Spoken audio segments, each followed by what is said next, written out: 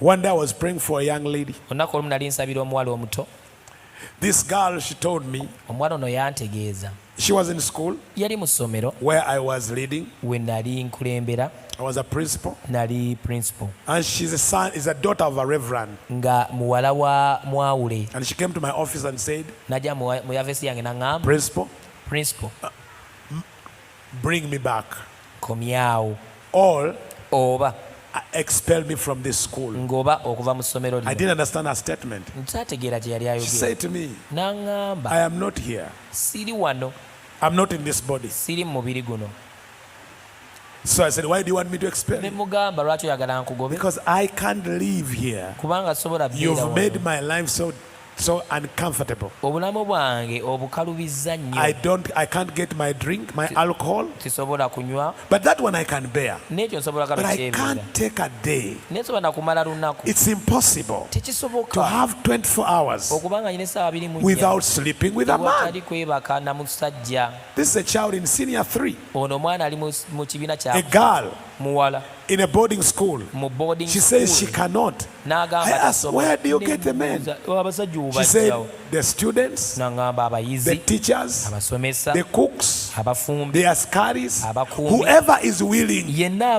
I can't take 24 hours. I say, when you don't, what happens? I live in a lot of pain. I feel like dying. And the only way I relieve the pain is to find a man and release these spirits to him. Then I get some relief.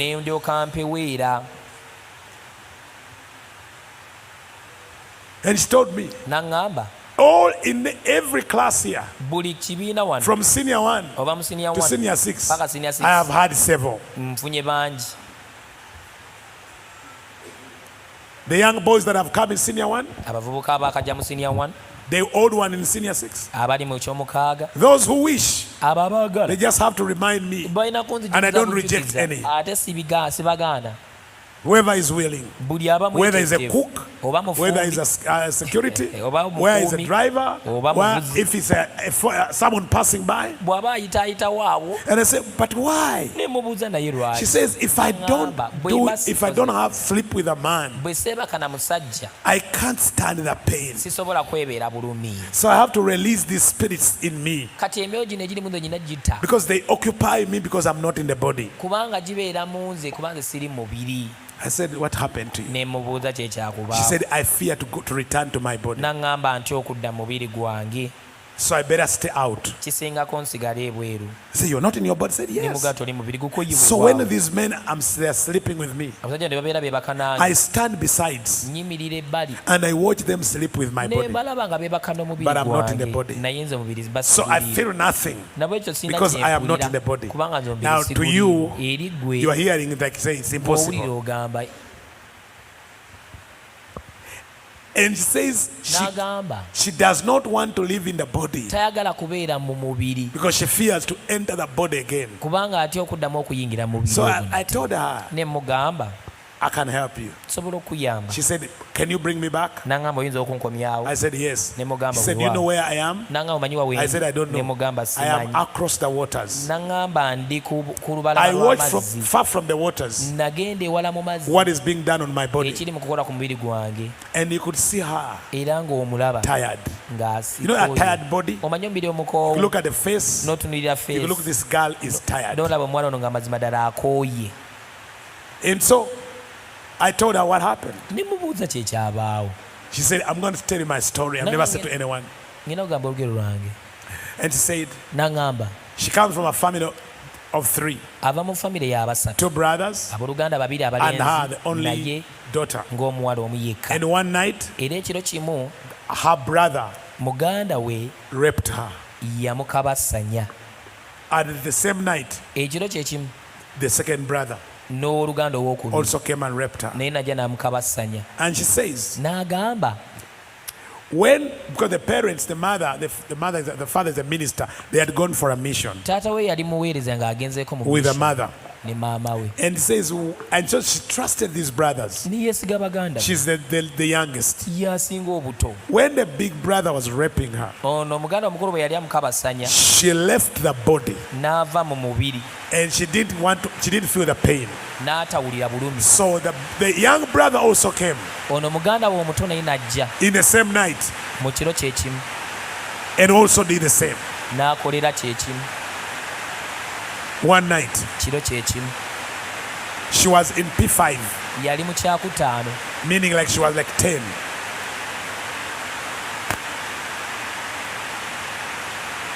So she says, n'agamba, after raping her, oluvannyuma lw'omukabasanya, when the parents returned, abazadde bwe baakomawo, the brother abooluganda hanged himself owooluganda yeetuga because of fear. olw'okutya. When he hanged himself, bwe yeetuga, the second brother, owooluganda owookubiri, because of fear, olw'okutya, ran away from home. n'adduka okuva ewaka. Now, Kati she becomes guilty n'awulira nga gumusinga, not of being raped, si lwa but now she's kukabasanyizibwa, guilty of the death of the brother naye awulira gumusinga olw'okufa kwa and the muganda we disappearance n'olw'okubulawo of the second brother. okwa muganda we So the owookubiri. parents do not know what happened. Abazadde tebamanyi One kikyabaawo. brother hanged himself, Owooluganda omu yeetuga, another one disappeared from home. omulala n'abula okuva ewaka. So they have their daughter, Kati balina muwala who they waabwe are seeing has another personality. gwe balaba nga alimu omuntu omulala.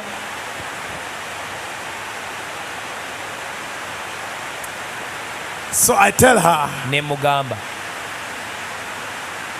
I'm gonna pray with you, ŋŋenda kusaba naawe, but you're gonna help me do one thing. naye ogenda kunnyamba okola ekintu kimu. You are going to divorce Ogenda kwawukana your brother. ne muganda wo. She said, what do you mean? I didn't marry N'agamba, him. otegeeza I said, a kisaafu. rapist Ne mugamba oyo has akabasanya married you spiritually. abeera mu mwoyo akuwasizza. Someone who rapes you Oyo and akukabasanya sexually abuses you n'akukabasanya has spiritually married you, mu mwoyo abeera because akuwasizza. the soul tie Kubanga ebisiba bino with a rapist ebimeme noona remains at least until it is broken. bisigaddewo paka nga bimaze okumenyebwa. You never forget. Tojja kwerabira, You never forget. toyinza kwerabira. And the spirit of the rapist N'omwoyo gw'ono akabasanya still has access to you, era guba gukyalina omwagaanya even gy'oli molesting you ne mu kukukabasanya, and opening you to other spirits, n'okuba nga kukugula era emyoyo the emirala, forces of darkness. amaanyi ag'ekizikiza. I'm talking to the ladies. Kale njogera n'abakyala.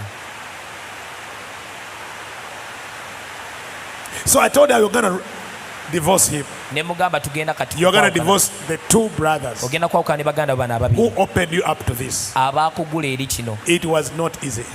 Tekyali kyangu. We struggled. She became stuck. N'akwama Every time we should come the prayer of divorce, nga birwadde she becomes okusaba essala numb. y'okwawukana, n'asirika, She n'atanyalala, faints. n'azirika She could not speak nga tayinza kwogera for hours. kumala essaawa. Then we go in the next session. Ne tugenda mu session eddirira She could not divorce. nga tasobolera kwawukana. And I said, now we are stuck. Ne naŋŋamba kati So I told her, ne mugamba I want to talk to your parents. njagala okwogerako ne bazadde bo.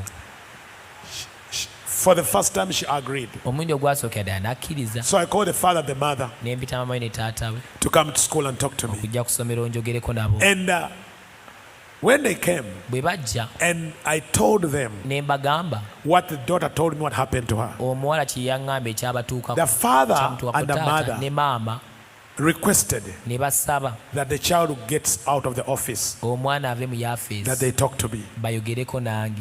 And this is what they said. Be batyo baayogera. We don't know if this relates to what I'm going to tell you. Tetumanyi oba bikolagana bigenda okugamba. The mother told me Maama n'aŋŋamba and said, this is a family secret. We've never shared it anywhere. nanga kino kyama kya famire tekigabanangako wantu She wonna. says when she was pregnant, Nanga nti bwe yali olubuto around 4 months, myezi ng'ena awo men broke into the house abasajja baamenya ne bayingira mu nnyumba, and one man raped her. omusajja omu n'amukabasanya And my husband was watching. ng'omwami we bw'alaba. raped her and one of the husbands ne watching. bamukabasanya ng'omwami atunula. You don't know what that does to the soul of a Omanyi kye woman. kikolera eri mmeeme. And they ran away. Ne badduka. Good enough. Ekirungi The rapist, ono yakwata after 2 days, oluvannyuma ennaku 2 he was arrested. n'asibibwa. And he was a cousin Ate nga yali kizibwe to this woman. eri omukyalo ono.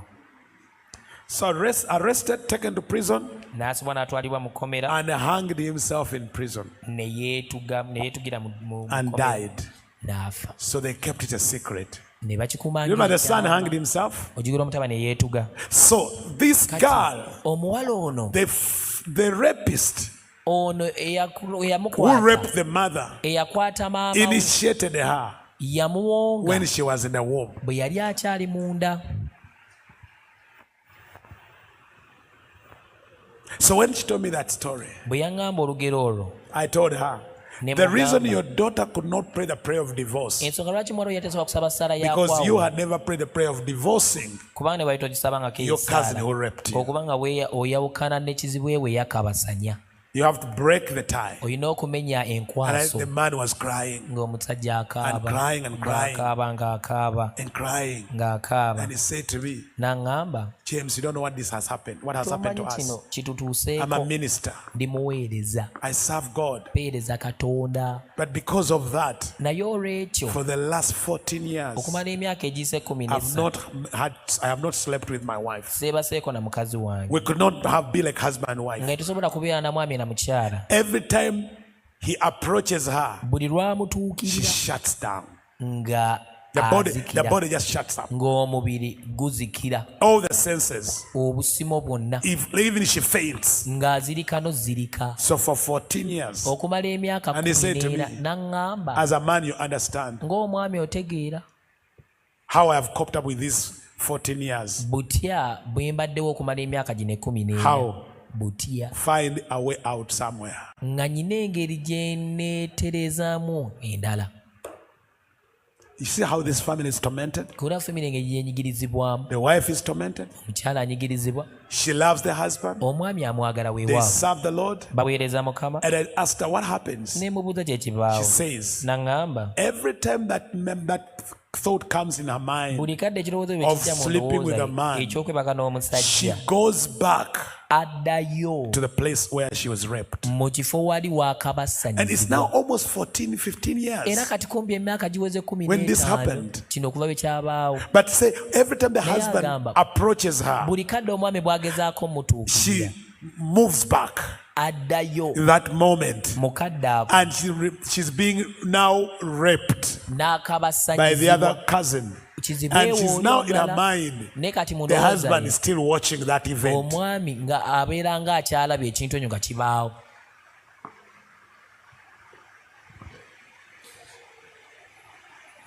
Rescue. Okununulwa, I'm using the word rescue kozesa ekigambo ekyo okununula from forces of darkness. kuba maanyi ag'ekizikiza. I know there are people right now, Manyi nga waliwo abantu that kaakano gate wankaaki was the spirit of incest. gwali mwoyo gwa kwegatta mu baaluganda, A cousin, a brother, a kizibe father w'oluganda, taata married you in this spirit yakufumbiza omwoyo guno that has caused you to go into witchcraft ogukuleetedde ogenda mu bulogo and other things n'ebintu ebirala that have caused you to feel filthy every time. ebikuleetedde okuwulira nga oli mu But kyafu, worst of all, naye ekisinga obubi demons oppressing you. dayimoni okuba